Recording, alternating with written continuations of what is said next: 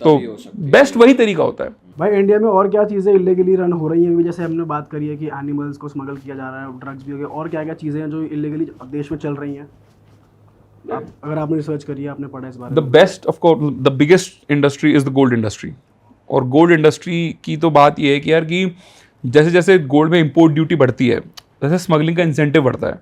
क्योंकि एक सिंपल सा लॉजिक है यार कि आपने जैसे दुबई से 100 रुपये का सोना मिल गया आपको सपोजिटली, ठीक है, वही सोना just because of import duty वो भारत में 116 रुपये 50 पैसे का है। समझ रहे हो आप? मतलब 1 करोड़ का सोना दुबई का भारत में 1,16,50,000 का है। तो अगर आपने वो सोना स्मगल कर लिया तो आपने सीधा सीधा 16.5 लाख रुपए बचा लिए। 16.5 लाख में कस्टमर को बेनिफिट पास कर दिया, लेट्स से 5 लाख का, 5 लाख अपनी जेब में रख लिए और let's say 6.5 lakh, so as to speak आपका उस सिंडिकेट को रन करने का खर्चा हो गया। उतना भी नहीं होता, उससे भी बहुत कम होता है।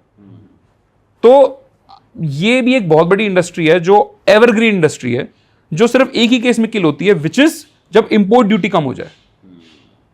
द प्रिंट का एक बहुत अच्छा आर्टिकल है अर्ली 90s का ही, जब हमारी सरकार ने 90s के स्टार्टिंग में मनमोहन सिंह जब फाइनेंस मिनिस्टर थे, पीवी नरसिम्हा प्राइम मिनिस्टर थे, उन्होंने एलपीजी रिफॉर्म्स लेके आए थे, लिबरलाइजेशन, प्राइवेटाइजेशन, ग्लोबलाइजेशन की हमारी अर्थव्यवस्था खुलनी चाहिए। तभी बड़ी बड़ी कंपनी से इन्वेस्ट किया था। एंड दिस इज वाई जो लाइफ आप हमारे सबके पेरेंट्स ने जी, हम उसी टाइप के प्रोडक्ट हैं, हम वो मिड 90s अर्ली 90s में ही पैदा हुए हैं सब, ठीक। तो हमारे पेरेंट्स को फिर जो लाइफ मिली, क्योंकि उनके पास कमाने की अपॉर्चुनिटी ज़्यादा आई, भारत में पैसा ज़्यादा आया, मिडिल क्लास ग्रो करी, तो आज हम ये सारे ब्रांड पहन रहे हैं। अदरवाइज हमारे पिताजी ने, उनके पिताजी ने इतनी वो देखी नहीं थी। तो उस टाइम पे एक बहुत अच्छा स्टेप ये और लिया था कि गोल्ड पे इम्प्यूरिटी काफ़ी कम कर गए थे।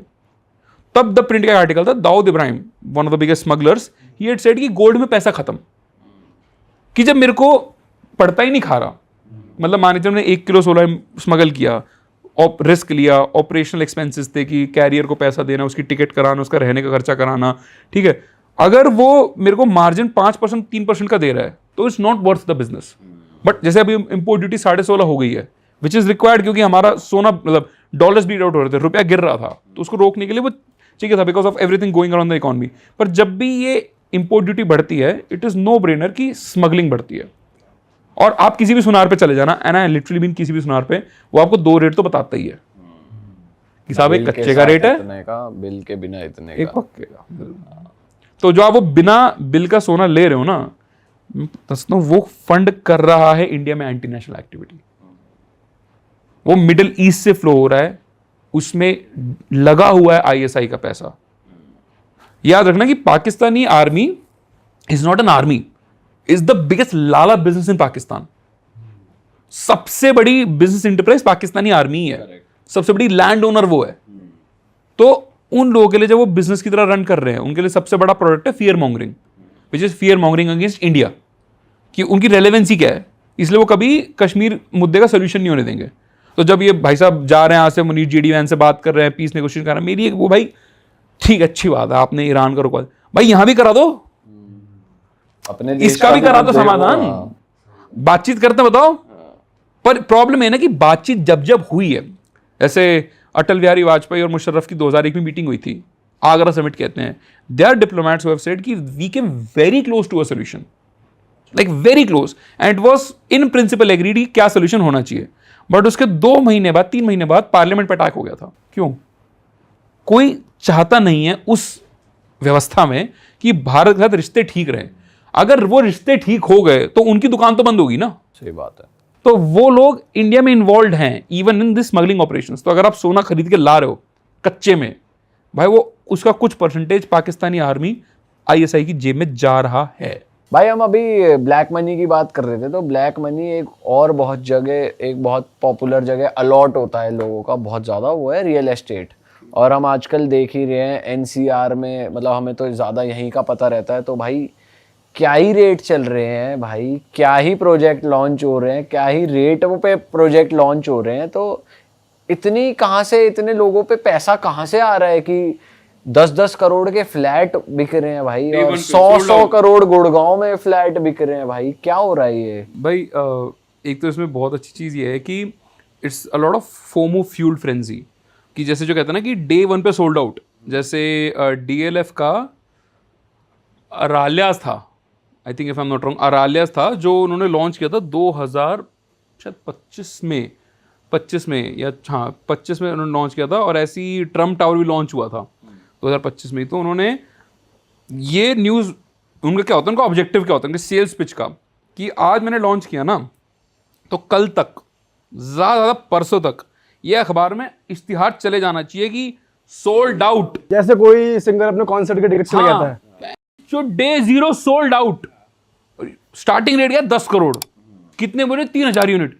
भाई कौन है ये, मतलब ऑफ कोर्स दिमाग में आता है कौन है। फिर इसकी एक्चुअल गेम क्या होता है, इसका गेम क्या होता है कि आपको अगर कोई फ्लैट बेचना है, आपको सिर्फ 10% बुकिंग अमाउंट दिखाना है और उसका भी कमिटमेंट। तो मान के चलो कि भाई आप एक प्रॉपर्टी ब्रोकर हो, आप एक प्रॉपर्टी ब्रोकर हो, आपको पता है अप्रिसिएशन है, ठीक है, आप पे हैं लेट्स से 5 करोड़ रुपए, ठीक है, 4 भाई मिल गए, 4 में 20 करोड़ रुपए हो गए। अब मेरे को वो क्या चाहिए, 10 करोड़ की यूनिट चाहिए। 10 करोड़ की यूनिट में 4 लोग मिलकर 2 ही खरीद सकते हैं, नहीं। बट अगर मैं सिर्फ इसका 10% बुकिंग अमाउंट दे दूं, which is how much, 2 crore रुपए, तो मैं 4 जने मिलके 10 फ्लैट ले लेंगे, ठीक है। और उसमें भी ऐसा नहीं है मैं 2 करोड़ रुपए उस वक्त देने थे, ठीक है, या 20 करोड़ 10-20 लाख देने उसका भी एक token amount as a letter of intent, तो वो मैंने दे दिया अगर, तो दैट इज सेटल्ड कि वो ऑन पेपर अपनी शीट में दिखा देंगे for the marketing sold out. अब मेरे को वो 2 बेनिफिट देंगे कि पहले आपने पैसे फंसा दिए अपने, लेट्स से 5-5 करोड़ रुपए फंसा दिए, कि अब आपको मैं 2 साल बाद की विंडो दे रहा हूँ, ठीक है, कि आप इसको आगे निकाल दोगे। अब ये हाइप चलेगी तो लोग सोचेंगे भाई मैं तो फक फिर मिस कर गया, फक मैन, कैमिलियाज 27 करोड़ में मिल जाता मेरे को, आज वो 150 करोड़ का हो रखा है, ये मेरे को दिख रहा है ये 10 का हो रहा है।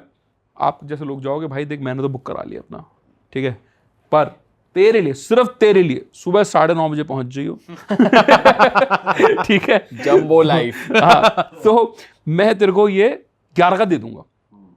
मैंने बस वो फोमो फ्यूल फ्रेंजी में बस बेसिकली वो प्लॉट के रेट बढ़ा दिए और वो अपना डिफरेंस लेके निकल गया। तो वो जो इन्वेस्टर था which is basically a property broker, उसने मल्टीपल बुकिंग्स मारी 10% अमाउंट का टोकन अमाउंट दिखा के और उसको हाइप कर दिया। तो फिर रिटेलर्स फंसा लिए, जिसको भी यही बोला कि तेरे को भी इसमें रहना नहीं है, जब तक इसका कंस्ट्रक्शन पूरा होगा तब तक इसका रेट और बढ़ चुका होगा और तब तू बेच दियो।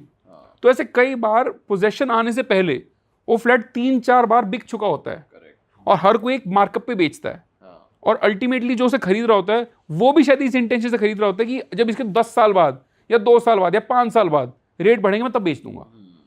It is a lot of speculation which is driving this market. Also वो बहुत केयरफुली क्यूरेटेड है। अब जैसे ये चीज़ मुंबई जैसे एरिया में हो जहाँ पे लैंड की जेन्युइनली कमी है, जैसे आप मुंबई जाते हो यू सी दैट उसमें गुड़गांव या नोएडा या बैंगलोर जैसी बड़ी सोसाइटीज़ नहीं है। करेक्ट। उसमें भाई पार्क होना, बड़ा स्विमिंग पूल होना तो सोच भी नहीं सकता कोई। बैल्कनी इतनी छोटी बैल्कनी होती भी नहीं है कई जगह। तो जंगला है, जंगला। भाई मैं अभी गया था मालाड में, मैं दोस्त के घर गया था, लोधा की 12 करोड़ का फ्लैट है, 12 करोड़ का फ्लैट है और उसमें एक बालकनी है इस सोफे जितनी। तो वहां एक बार को मैं कहूँ एक लॉजिक मे बी ये कह सकते हैं कि लैंड की स्केर्सिटी है। दिल्ली एनसीआर में कौन सी स्केर्सिटी है? ठीक है, आप कह भाई गोल्फ कोर्स रोड बना दिया, ऐसी चीज़ बनेगी नहीं, क्या व्यू हैं, क्या भाई गोल्फ कोर्स दिख रहा है पीछे से।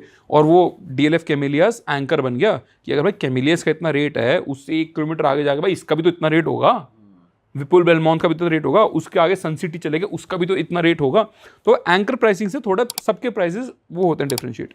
बट आप वहाँ से 50 किलोमीटर आगे चले जाओ, मानेसर में वही रेट हो रहा है। मतलब how can something be extremely expensive while being in excessive supply? Land excessive supply में है, इस एरिया में लैंड एक्सेसिव सप्लाई में है और एक खेती का लैंड नहीं है। ऐसे नहीं है कि यहाँ पे पानी आ जाएगा, ना आएगा तो अपने आप रोएंगे जैसे मुंबई वाले रो रहे हैं। पॉइंट इज कि you can only do this by building a frenzy. ऐसा कन्विंस कर दो लोगों की भाई ऐसी चीज़ ना हिंदुस्तान में कभी बनी है और ना कभी बनेगी, एक्सेप्ट 10 साल बाद हम ही बना रहे हैं और वहाँ पे फिर सेम चीज़ बेचेंगे हम। और उसमें जो लोग रहने के लिए खरीदते हैं, लेट्स से वो तो ऑफ कोर्स होते ही हैं कि भाई मैंने इतना बड़ी ये हाथी बांध लिया, ईएमआई बांध ली just to live in a place, वो तो मेरे स्क्यूड करते हैं। इससे कमर्शियल रियल एस्टेट के भी जो रेट महंगे होते हैं ना, वो आपके आम जिंदगी में भी आते हैं। अरे वाह, आपने ये वीडियो यहाँ तक देख ली भाई, तुमने हमारी मेहनत सफल कर दिया। तुम ही लोग हो असली रियल हिट। और अगर आपको बहुत मजा आ रहा है ऐसी क्लिप्स में, ऐसी वीडियोस में, तो फटाफट जाइए प्लेलिस्ट पे बिंज वॉच कीजिए, सारी वीडियोस देख डालो और मौज काटो। That is it. हम मिलेंगे नए पॉडकास्ट में, नए क्लिप में। Till then bye bye, see you, take care, do subscribe.